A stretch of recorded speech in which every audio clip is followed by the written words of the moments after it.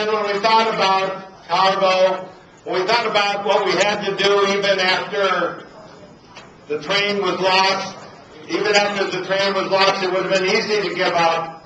It would have been easy to say, well, it's too late to do anything. But give yourselves a hand, because we will never give up to our commitment to good jobs. So think about it. Think about it for a second. What we wanted to get accomplished today. First of all, the news is filled with the new administration and the new plans. And the thing we wanted Wisconsin to know, Milwaukee to know, the nation to know, there is no honeymoon for Scott Walker, not until everybody has a decent job. There's no honeymoon.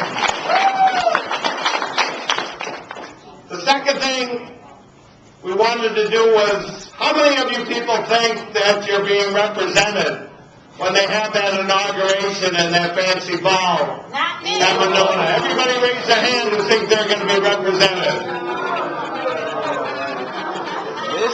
Let's hear a little bit. Why don't you shout out some of the neighborhoods that you live in? How about some of the addresses? Where do you live? East side.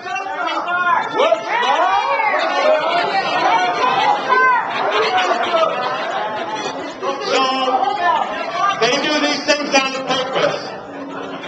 They have these fancy balls and these exclusive meetings where you have to have tickets to get into the Capitol, because they don't want people like us to be represented. But here's the second thing we accomplished, and it's a different day here. That people from 32nd and North, and the east side of Milwaukee, and the south side of Milwaukee, they're all going to be represented now. That's the second thing we accomplished today. But all of you have been in things, or many of you have been participating in things before. And you know it takes organization, it takes commitment. So I think it's sort of good that we came up in the cold, because it's a good test. You know, when you struggle, it builds character. It builds us in what we know is going to be a fight for the next 2 years, 4 years.